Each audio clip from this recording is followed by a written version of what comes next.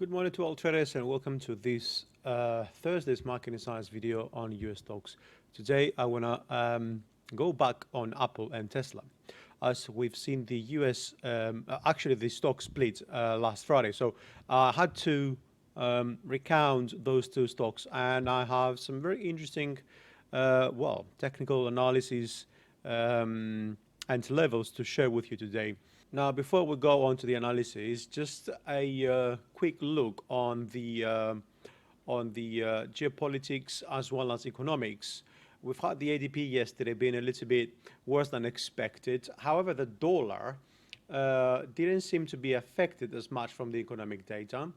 And the truth is that we've seen also a shift in sentiment, potentially perhaps because the euro is becoming very expensive, and the risk of the ECB having to step in, but even in deeper territories.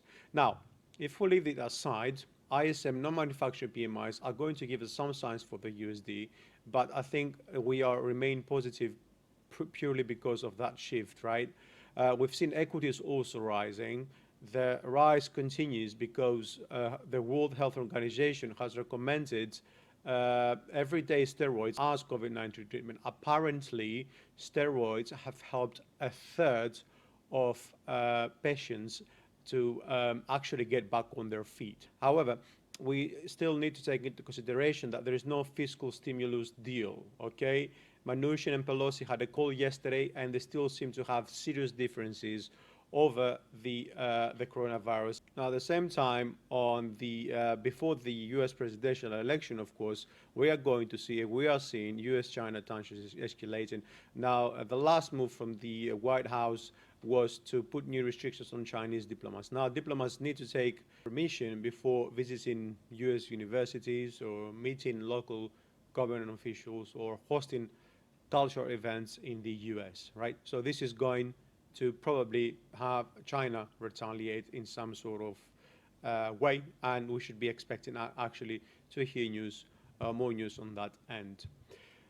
Now, when I talk about Apple and Tesla, as I said before, due to the split, but also just don't forget that Apple, along with Google, of course, they have announced a new contact tracing tool that will be embedded into the operating systems of the mass smartphones. So this is a reason to celebrate some upside move. However, we didn't see that actually being the case, right? This is still, I'm looking at this as being in the last fifth cycle wave, right? We've had waves 1 and 2, 3 and 4 done, okay? We're still impulsively moving, okay? There's no penetration of wave 4 to wave 1. And this is 1, 2. This is 3 and 4. And we're expecting wave 5. Now, the Fibonacci extension of waves 1 and 2 brought us to wave 3, the 100 Fibonacci extension at 99.57. And from there, we're now looking also at duplication of wave 3 around 146. And why we're looking for this duplication is because we've actually crossed the 1618, right? We are trading above it at 128. And that seems to suggest that we're going to go for the next Fibonacci extension, which is the 200 Fibonacci extension.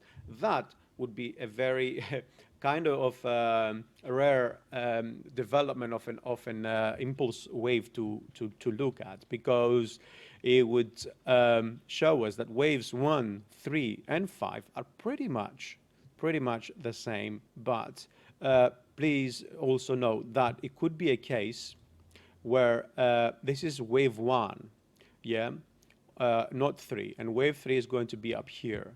And this would mean that this is wave 1, this is wave 2, we're going to see 3, 4, and then we're going to see 5.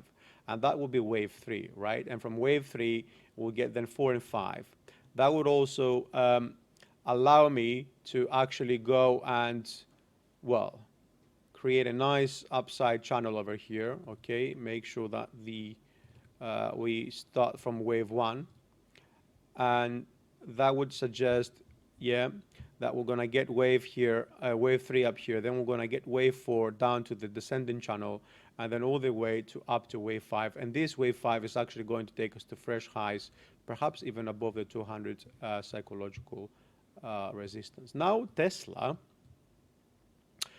well, Tesla, we've had, it looks to me at least, a little bit lower back if we go, that we've had a corrective leading diagonal here for primary wave, for cycle wave 1, right?